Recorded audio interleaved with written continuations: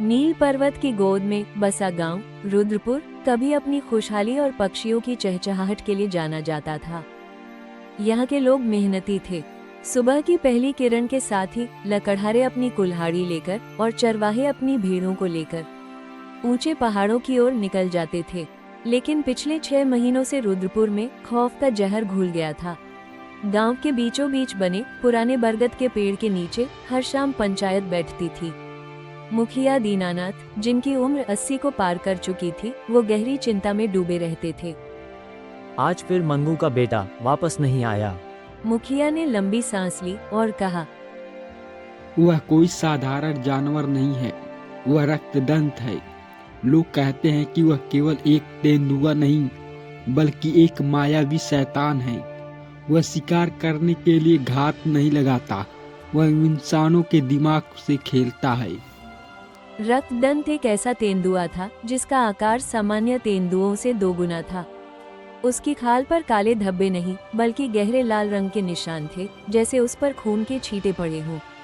उसकी सबसे बड़ी दहशत ये थी कि वो केवल शिकार नहीं करता था, बल्कि गांव के रास्तों पर मरे हुए जानवरों के खाल छोड़ जाता था, जैसे वो गांव वालों को चुनौती दे रहा हो। गांव की एक तंग गली के आखिरी घर में माधव रहता था। माधव की उम्र करीब 25 वर्ष थी। वो कद काठी में बहुत बलवान तो नहीं था, लेकिन उसकी आंखों में एक अजीब सी चमक और स्थिरता थी। माधव जंगल से लकड़ी काटकर बाजार में बेचता था। माधव के पिता रामशरण गांव के सबसे पुराने लकड़हारे थे। 3 महीने पहले रक्तदंत के एक हमले से उनकी मौत हो गई। तब से माधव ने ही घर की कमान संभाली थी। एक रात जब घर में दीपक की लौ टिमटिमा रही थी, माधव ने अपनी माँ से कहा, माँ, गांव के लोग कुछ बात कर रहे हैं। वे कहते हैं कि ये गांव छोड़ देना चाहिए क्योंकि यहाँ मौत नाच रही है। तो और क्या करे बेटा, उस जानवर ने हमें घर में कैद कर दिया है। न कोई लकड़ी काटने जा सकता है, न खेती हो रही है। भूख से मरने से बेहतर है कहीं और चले जाना। भागना समाधान नहीं है माँ। अगर आज हम इस पहाड़ से भागे तो कल वह किसी और गांव में पहुँचेगा। जानवर और इंसान में बस एक ही अंतर होता है, सोचने की शक्ति। अगर वह अपनी ताकत का इस्तेमाल हमें डराने के लिए कर रहा है, तो मैं अपनी बुद्धि का इस्तेमाल उसे खत्म करने के लिए करूँगा। अगली सुबह जब कोहरा इतना घना था कि हाथ को हाथ नहीं सूझ रहा था, माधव ने अपनी पुरानी कुल्हाड़ी उठाई। उसने अपनी कुल्हाड़ी की धार को पत्थर पर रगड़कर इतना तेज किया कि वह पानी की तरह चमकने लगी। लेकिन उसने केवल कुल्हाड़ी ही नहीं ली, उसने अपने थैले में कुछ पुराने दर्पण, शीशे, लाल रंग का ढेर सारा पाउडर और कुछ लंबी रस्सियां भी रखी। जब वो गांव की सीमा पार कर रहा था तो मुखिया दीनानाथ ने उसे टोक दिया, कहाँ जा रहे हो पागल लड़के, कि अपनी जान की कोई कीमत नहीं? मुखिया जी, जान तो तब भी जाएगी जब हम घर में भूखे बैठेंगे। आज मैं या तो उस आदमखोर को खत्म कर दूंगा या फिर खुद एक मिसाल बन जाऊंगा। जंगल में कदम रखते ही तापमान गिर गया। चारों तरफ अजीब सी खामोशियां थी।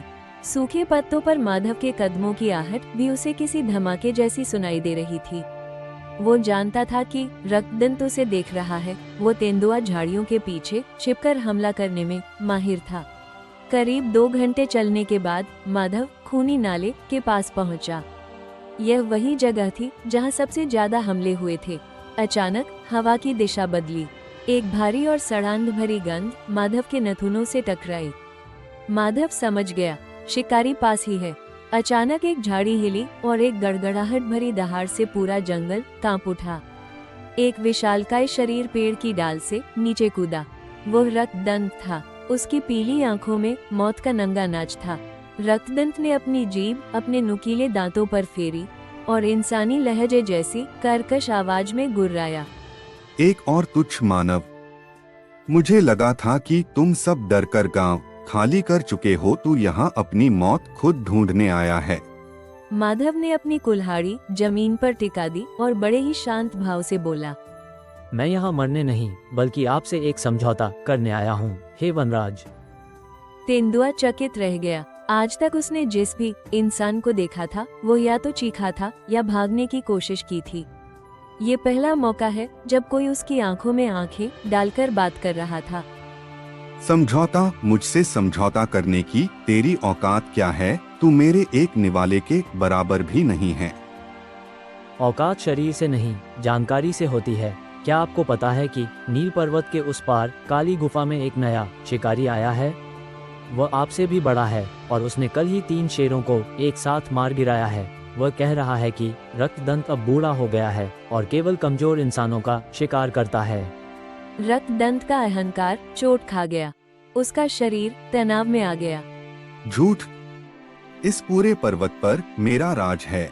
कौन है वह? मुझे उसके पास ले चलो, मैं उसकी खाल उधेड़ दूंगा।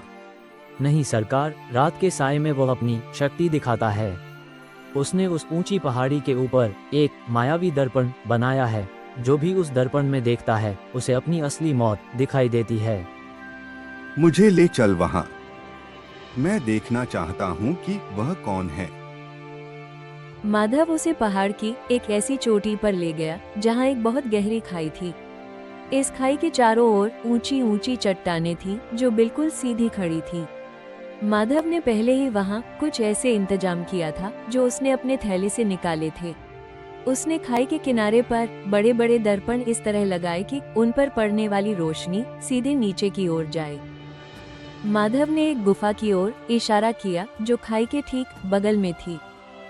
वो इसके अंदर है, लेकिन वह तभी निकलता है जब उसे कोई अपनी पूरी ताकत से चुनौती दे। रक्तदंत ने बिना सोचे समझे गुफा के मुहाने पर खड़े होकर एक ऐसी दहाड़ मारी कि पहाड़ की चोटी से पत्थर हिलने लगे। लेकिन वहाँ चारों तरफ चट्टानें थीं। उसकी अपनी ही दहाड़ गूंजकर वापस आई और उसे लगा कि अंदर से कोई और उससे भी तेज दहाड़ रहा है। रक्तदंत का क्रोध 7वें आसमान पर पहुँच गया। वह चिल्लाया, तू बाहर निकल कायर! देख मैं तेरा क्या हाल करता हूँ। जैसे ही रक्तदंत गुफा की ओर झपटा, उसने देखा कि गुफा के मुहाने पर रखे दर्पणों में उसका अपना ही प्रतिबिंब दिखाई दे रहा था। लाल पाउडर की वजह से उसका अपना ही अक्स उसे और भी ज्यादा डरावना और खूनी लग रहा था। उसे लगा कि वहाँ सचमुच कोई और दूसरा शिकारी है। माधव ने चिल्लाकर कहा, महाराज, वो देखिए, वह आप पर छलांग लगाने वाला है। वह आपसे तेज है। रक्तदंत ने आपा खो दिया। उसने उस प्रतिबिंब पर हमला करने के लिए पूरी ताकत से छलांग लगाई, लेकिन वहाँ कोई शिकारी नहीं था। सिर्फ माधव द्वारा लगाया गया एक बड़ा शीशा था जो एक गहरी खाई के मुहाने पर टिका हुआ था।